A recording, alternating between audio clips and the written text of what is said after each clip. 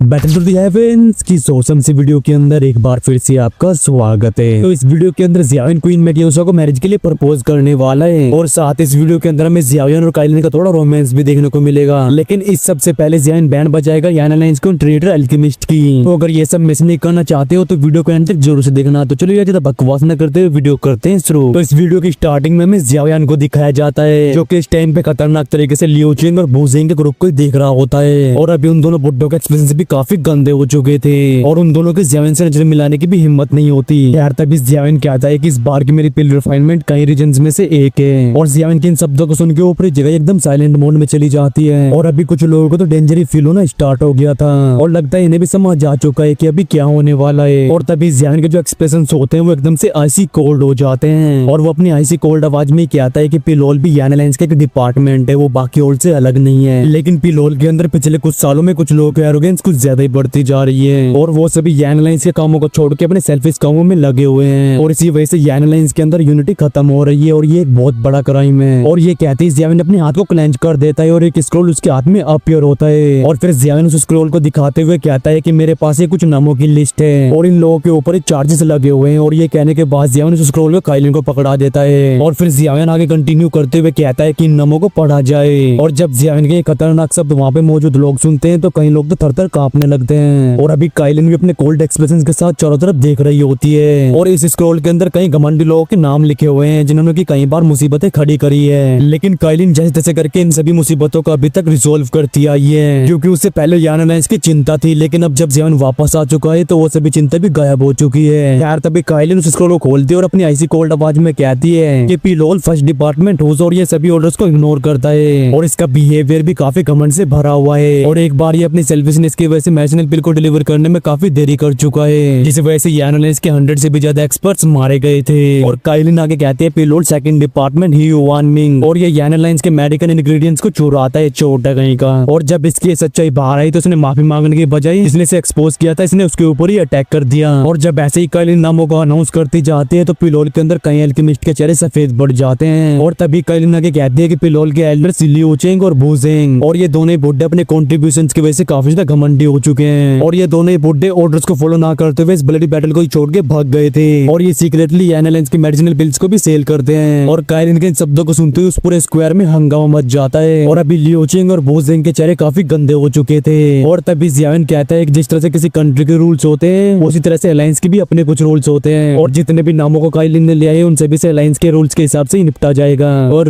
Band तो सबकी बजने वाली है। और जियाविन के इन शब्दों को सुन के लियो चिंग और बूजिंग अपनी जगह से खड़े हो जाते हैं और तभी वो दोनों बुड्ढे चिल्लाते हुए कहते हैं कि अलायंस चीफ हम दोनों टियर 7 के हाई ग्रेड के एल्केमिस्ट हैं और हम लोगों की वजह से पिलोल इतना ग्रो कर पाए और अब जब पिलोल इतना सक्सेसफुल हो चुका है तो अब आप हम लोगों को याना लाइंस से भगाना चाहते हो। और ये सुन के जियाविन अपनी ऐसी कोल्ड आवाज में कहता है कि सुनो कमीनो, तुम्हारे कंट्रीब्यूशंस तुम्हारे क्राइम की भरपाई नहीं कर सकते और मेरी याना लाइंस कोई लूज ऑर्गेनाइजेशन नहीं है और मेरी याना लाइंस के अंदर कोई भी रूल्स को नहीं तोड़ सकता। और अगर पिलोल लगातार अपने घमंड को ऐसे ही बढ़ाता रहता है तो फिर याना लाइंस के अंदर इंटरनल फाइट स्टार्ट हो जाएगी और इसी वजह से जियाविन को इन सभी की बैंड बजाने की जरूरत है। और ये सुनते लियो चिंग और बूजिंग के चेहरे हरे पीले लाल सफेद काले सब पड़ जाते हैं और थोड़ी देर बाद वो दोनों बुड्ढे चिल्लाते हुए कहते हैं कि कमीनो इस पिलोल का एल्डर आखिरकार कौन बनना चाहता है और इस पोजीशन को मैं अभी लात मारता हूँ। और ये सब कहने के बाद लियो चिंग अपने हाथ को वेव करते हुए आगे कहता है कि क्या हम दोनों के साथ और भी कोई जाना चाहता है। और ये सुन के स्क्वायर के ऊपर मौजूद कई एल्केमिस्ट एक दूसरे के मुंह को देखने लगते हैं और फिर वो एल्केमिस्ट जिनका नाम काइलिन ने भी अनाउंस किया था और जो इन दोनों बुड्ढों के काफी करीब होते हैं वो सभी एल्केमिस्ट इन दोनों बुड्ढों के पीछे आके खड़े हो जाते हैं। और ये देख के वो लियो चिंग और बूजिंग मुस्कुराते हुए कहते हैं कि अलायंस चीफ अगर हम यहाँ से चले जाते हैं तो और भी फैक्शंस मौजूद है जो हमारा वेलकम करेंगे। और इन दोनों को मुस्कुराते हुए वहां से जाते हुए देख जियाविन के चेहरे पे कोल्ड स्माइल आती है और फिर वो क्वीन मेड्यूसा से पूछता है कि काइलिन जो क्राइम करके पतली कड़ी पकड़ के यहाँ से भागना चाहते हैं उनकी क्या सजा है। और जैसे काइलिन जियाविन के इन शब्दों को सुनते हैं तो वो भी कोल्ड तरीके से मुस्कुराने लगती है और फिर काइलिन कहते हैं कि उसकी सजा होती है मौत। और जैसे काइलिन के मुंह से शब्द बाहर आते हैं तो लियो चिंग का ग्रुप जो कि वहां से जाने वाला होता है वो अपनी जगह पे रुक जाते हैं और तभी वो बूजिंग चिल्लाते हुए कहता है क्या इतने लोगों के सामने अलायंस चीफ हमें मारना चाहते हैं। और बूजिंग की इस बात को सुन के जियाविन कहता है कि याना लाइंस के अपने कुछ रूल्स हैं और अगर कोई याना लाइंस को छोड़ के जाना चाहता है तो हम उसे बिल्कुल भी नहीं रोकेंगे, लेकिन अगर कोई इतने सारे क्राइम्स करने के बाद और पनिशमेंट से बचने के लिए यहाँ से भागना चाहता है तो हम ऐसा कैसे होने दे सकते हैं। और अगर हम ऐसा होने भी देते हैं तो फिर फ्यूचर में हमारी याना लाइंस को हर कोई धोखा देके नहीं भाग जाएगा और अगर ऐसी बात है तो फिर याना लाइंस के होने का मतलब ही क्या है। और ये कहते हुए जियाविन की आंखें एकदम आइसी कोल्ड हो चुकी थी और एक खतरनाक किलिंग इंटेंट से भरा हुआ और भी उसकी बॉडी से बाहर आने लगता है। और जियाविन के इन शब्दों को सुन के पिलोल के वो सभी एल्डर्स अपने सर को नीचे झुका लेते हैं, क्योंकि जियाविन ने यहाँ से जाने से पहले याना लाइंस के अंदर पिलोल को जो स्टेटस दिया था उसका ये लोग काफी टाइम से फायदा उठाते आ रहे हैं। और इसी वजह से जियाविन का हर एक शब्द इन लोगों के ऊपर किसी बॉम्ब की तरह फट रहा होता है। और अभी इन लोगों की भौएं भी सिकुड़ चुकी थी, क्योंकि जिस खतरनाक तरीके से अभी याना लाइंस के लोग इन्हें देख रहे होते हैं उससे ये लोग भी डरने लगते हैं, क्योंकि अभी की सिचुएशन ऑलरेडी इन सभी के हाथों से निकल चुकी है। और इनके टियर 7 के अल्केमिस्ट के स्टेटस को देखते हुए हर कोई इन्हें रिस्पेक्टफुल तरीके से ट्रीट करेगा। लेकिन ये बात इनकी समझ से बाहर होती है कि जियाविन इनके साथ इतना रोड बिहेव कर रहा है। और तभी वो लियो चेंग जियाविन को देखते हुए कहता है कि आखिरकार तुम करना क्या चाहते हो। और ये सुन के जियाविन कहता है कि मैं कुछ नहीं करना चाहता, मैं तो सिर्फ तुम लोगों को याना लाइंस के रूल्स बता रहा था।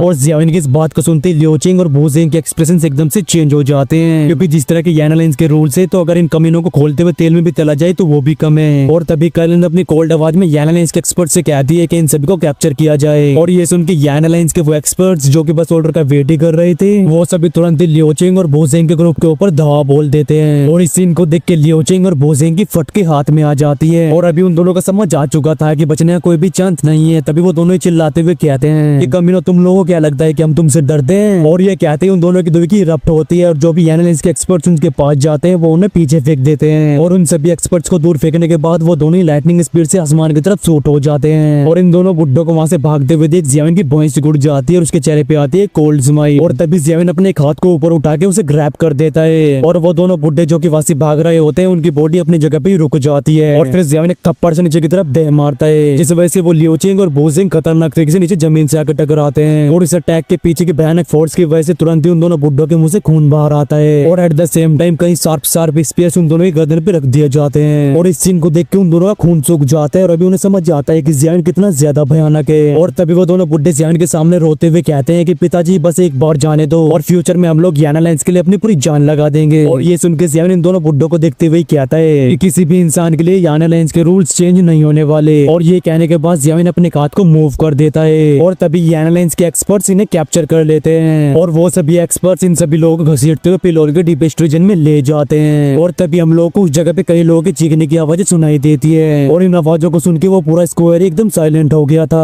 और जितने भी अल्केमिस्ट अभी यहाँ पे मौजूद होते हैं वो सभी पसीना पसीना हो चुके थे। और तभी जियाविन कहता है गोहे, और ये सुनते ही गोहे की रूह कांप जाती है, लेकिन वो तुरंत ही रिस्पेक्टफुल तरीके से जियाविन के सामने आ जाता है। और गोहे को अपने सामने देख के जियाविन कहता है कि तुम पिलोल के चीफ हो और जैसे आज पिलोल की हालत है तुम उसकी रिस्पॉन्सिबिलिटी से बिल्कुल भी बच नहीं सकते। और अभी तुम्हें पिलोल की चीफ की पोजीशन से हटाया जाता है और अब से तुम पिलोल के डेप्यूटी चीफ होगे। और फिर जियाविन ओल्ड फार्मा की तरफ देख के कहता है ग्रैंड मास्टर फार्मा अब से आप पिलोल के नए चीफ बनोगे। और जियाविन के नोट्स को सुन के ओल्ड फार्मा और गोहे तुरंत ही हाँ में नोट करते हैं। और इन लोगों को समझ आ चुका था कि अभी का जियाविन वो पहले वाला जियाविन नहीं है, क्योंकि अभी के जियाविन के पास वो स्ट्रेंथ है कि वो किसी की भी खटिया खड़ी कर सकता है। यार तभी जियाविन कहता है कि अभी तो तुम लोगों को सिर्फ पनिशमेंट ही मिली है तो अब तुम लोगों को रिवॉर्ड्स भी मिलेंगे। और ये कहते हैं जियाविन अपनी चुटकी बजाता है और जैसे जियाविन चुटकी बजाता है तो तुरंत एक स्क्रोल ओल्ड फार्मा और गोहे के पास पहुंच जाता है। और तभी जियाविन इस स्क्रोल के बारे में एक्सप्लेन करते हुए कहता है कि सोल को ट्रेन करने का एक एंशिएंट मेथड है और ये एक अल्केमिस्ट को टियर 8 के अंदर ब्रेक थ्रू करने में हेल्प करता है। और पिलोल के अंदर वो सभी अल्केमिस्ट जो कि टियर 8 से ऊपर पहुंच चुके हैं वो सभी याना लाइंस के लिए थोड़ा और कंट्रीब्यूशन करने के बाद इस मेथड को हासिल कर सकते हैं। और जो अल्केमिस्ट लो टियर पे हैं उन्हें भी याना लाइंस के लिए और भी मेहनत करनी होगी, जिसके बाद वो सभी भी इस एंशिएंट मेथड को हासिल कर पाएंगे। और मैं चाहता हूँ कि आप सभी लोग अपने अल्केमी टियर को जल्द से जल्द बढ़ाएं। और इस स्क्रोल को देख के ओल्ड फार्मा और गोहे तो अपनी जगह पे जम चुके थे। और तभी वो दोनों ही कहते हैं कि ये सोल को ट्रेन करने का एक एंशिएंट मेथड है। और अभी यहाँ पे मौजूद सभी अल्केमिस्ट गोहे और ओल्ड फार्मा को ऐसे घूर रहे होते हैं जैसे कि वो दोनों ही उन सभी के सबसे बड़े दुश्मन हो। और तभी भीड़ में बैठा हुआ एक बंदा कहता है कि ये अनएक्सपेक्टेड बात है कि पिलोल को ज्वाइन करने के ऐसे ऐसे फायदे हैं और लगता है मुझे मौका मिलते है इस पिलोल को ज्वाइन करना ही होगा। और भाई भले ही याना लाइंस के रूल्स काफी ज्यादा स्ट्रिक्ट हो, लेकिन अगर ये लोग अपने आप को पावरफुल बना लेते हैं तो फिर इन्हें कोई भी दिक्कत नहीं होनी चाहिए। और तभी जो गोहे और ओल्ड फार्मा होते हैं अपने कांपते हुए हाथों के साथ उस स्क्रोल को पकड़ लेते हैं। और अभी ये दोनों ही काफी ज्यादा खुश हो चुके थे। और ओल्ड फार्मा ने भी सुना था कि सोल को ट्रेन किया जा सकता है, लेकिन वो मेथड एंशिएंट टाइम में एग्जिस्ट करता था। लेकिन ये तो उन्होंने भी एक्सपेक्ट नहीं किया था कि ये एंशिएंट मेथड जियाविन के पास मौजूद होगा। और भाई अभी इन दोनों को भी नहीं पता होता कि ये इस मेथड का सिर्फ एक पार्ट है, लेकिन जिस तरह का इसका लेवल है ये पहले से इनके लिए काफी ज्यादा बेनिफिशियल है। और अगर फ्यूचर में भी ये लोग ऐसे याना लाइंस के लिए कंट्रीब्यूशन करते रहते हैं तो फिर जियाविन इस मेथड के बचे हुए पार्ट्स भी इन लोगों को पकड़ा देगा। और अभी काइलिन भी थोड़ा रिलीफ फील करती है क्योंकि उसे डर होता है कि अगर लियो चेंग की टोली को खतरनाक तरीके से पनिश किया गया तो सभी लोग याना लाइंस से डरने लगेंगे। लेकिन ये अनएक्सपेक्टेड बात है कि जियाविन ने इन सभी को पनिशमेंट और रिवॉर्ड का यूज करके अपने कंट्रोल में कर लिया है। और तभी काइलिन की नजरें भी जियाविन के ऊपर जाती है और वो अपने आप से बड़बड़ाते हुए कहती है कि ये इंसान ऑलरेडी काफी काफी मिच्योर हो चुका है और काइलिन को भी अच्छे से पता था कि अब से पूरा पिलोल ही बदल जाएगा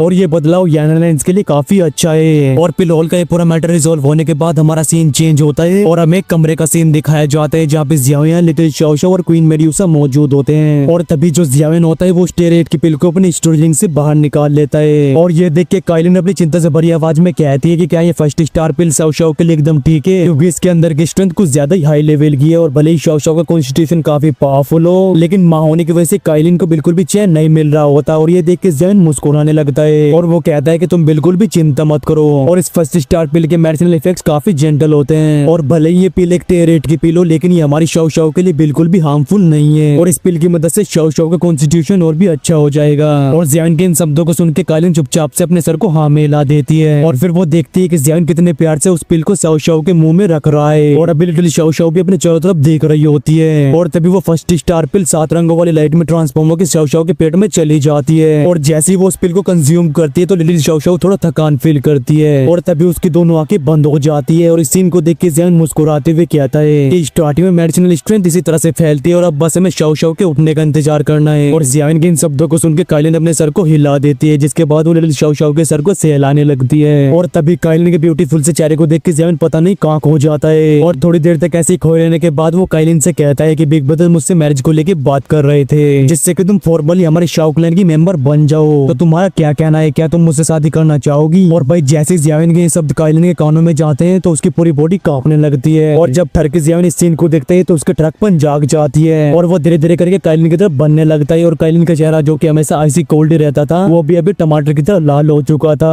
और काइलिन के ऐसे एक्सप्रेशन को देख के ठर के जियाओयान अपने हाथों को आगे बढ़ाता है और काइलिन की उस पतली सी कमर को पकड़ लेता है और फिर भाई पप्पिया जप्पिया सब कुछ स्टार्ट हो जाता है। और बेसिकली यहाँ पे रोमांस नहीं होता, खिड़की तोड़ रोमांस होता है। चलो भाई अब छोड़ो इन दोनों को, इन्हें इनका प्राइवेट टाइम एंजॉय करने देते हैं और हम लोग यहाँ से निकलते हैं, यानी कि हमारा ये वाला पार्ट यहीं पे खत्म होता है। और अब कमीनो ये मत कहना कि मैंने स्टोरी काट दिया, इतने ही सीन है भाई ये। और हाँ भाई इसके नेक्स्ट पार्ट में अपनी क्वीन मेड्यूसा और जियाओयान की शादी होने वाली है, तो अगर आप लोग मेरे पर्सनल फेवरेट और आपके फेवरेट कपल की शादी में प्रेजेंट रहना चाहते हो तो चैनल को सब्सक्राइब करके उस बेल आइकन घंटे को जोर से दबा देना। और तुम्हारे भाई की अभी के एक्सप्लेनेशन को देखते हुए तुम लोगों ने वीडियो को लाइक तो पहले से ही कर दिया होगा। तो चलो यार इस वीडियो खत्म होने का टाइम आ चुका है, यानी कि इस वीडियो करते यहीं पे एंड। और मैं मिलता हूँ आपसे नेक्स्ट वीडियो में, till the take care and bye bye, I love you all guys. बोलो महादेव महादेव।